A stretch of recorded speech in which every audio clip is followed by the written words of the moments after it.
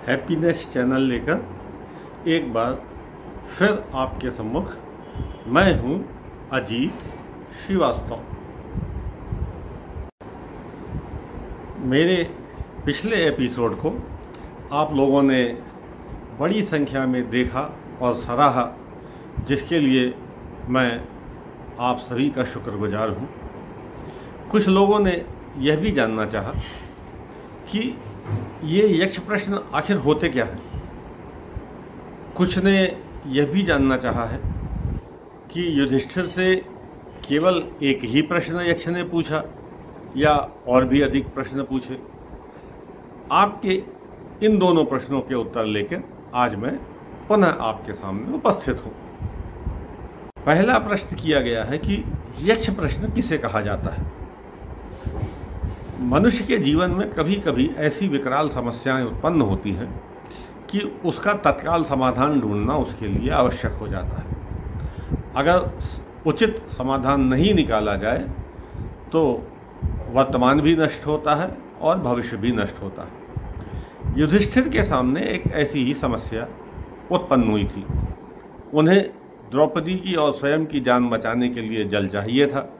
यदि यक्ष के प्रश्नों का उत्तर नहीं देते हैं तब भी जल नहीं मिलता है, और गलत उत्तर देते हैं तब भी जल नहीं मिलता है, और दोनों स्थिति में जान जाती है।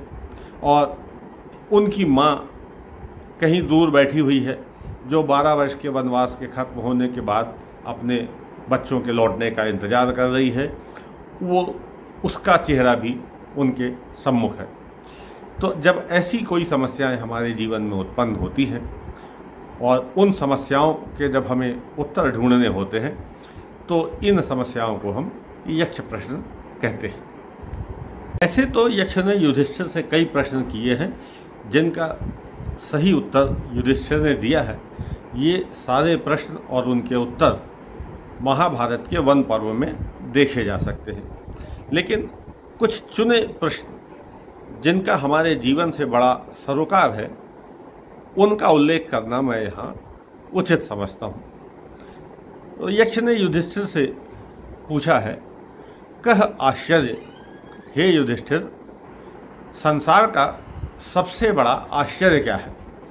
और युधिष्ठिर उत्तर देते हैं, अहन्यानि भूतानि गच्छन्ति यमालयम शेषाः स्थावरम इच्छन्ति किम आश्चर्य परम। हे यक्षराज, अनंत काल से लोग जन्म लेते हैं, मर जाते हैं, लेकिन फिर भी जो शेष रह जाते हैं उनका व्यवहार संसार में इस तरह का होता है जैसे उन्हें कभी मृत्यु नहीं आएगी, जैसे कि वे अमर हैं। और दुनिया में इससे बड़ा आश्चर्य और क्या हो सकता है। यक्ष अगला प्रश्न करते हैं, कह पंथा, संसार में सर्वोत्तम मार्ग कौन सा है।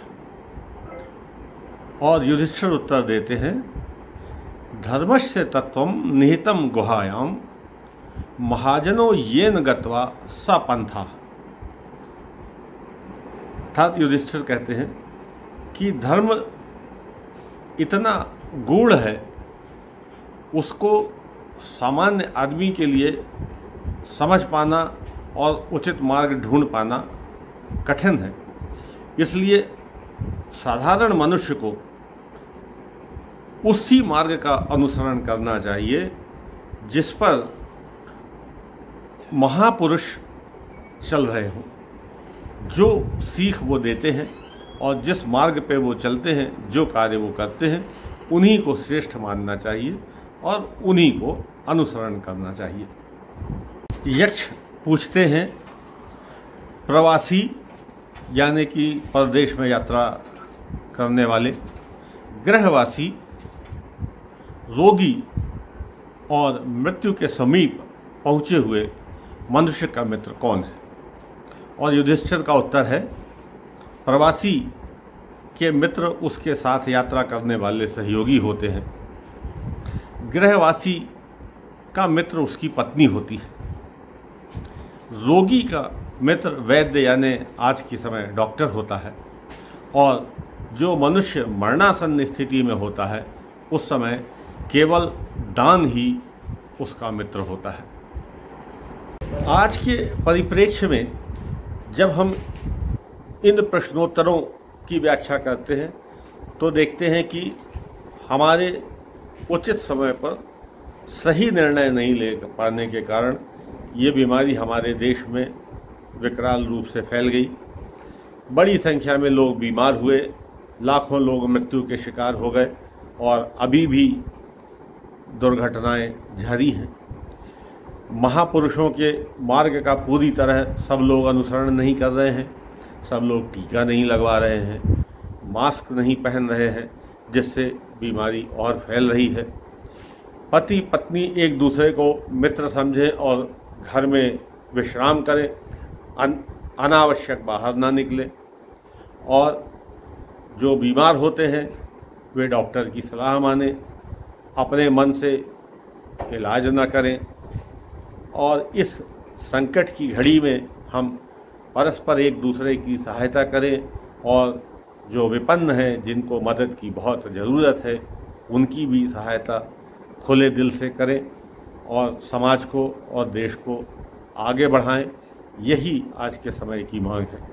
आप यदि मेरा पिछला वीडियो किसी वजह से नहीं देख पाए हों तो इस वीडियो में उसका लिंक दिया गया है, उसे लिंक पर क्लिक करके देखा जा सकता है। धन्यवाद। आपने बड़े ही मनोयोग से और ध्यानपूर्वक मेरे इस वीडियो को देखा, जिसके लिए मैं हृदय से आपका आभारी हूँ। आपसे अनुरोध है कि वीडियो को लाइक कर दें, अधिक से अधिक लोगों के साथ इसे शेयर करें, और हमारे अगले वीडियो को पहले से जानने के लिए आप चैनल को सब्सक्राइब भी करें। धन्यवाद।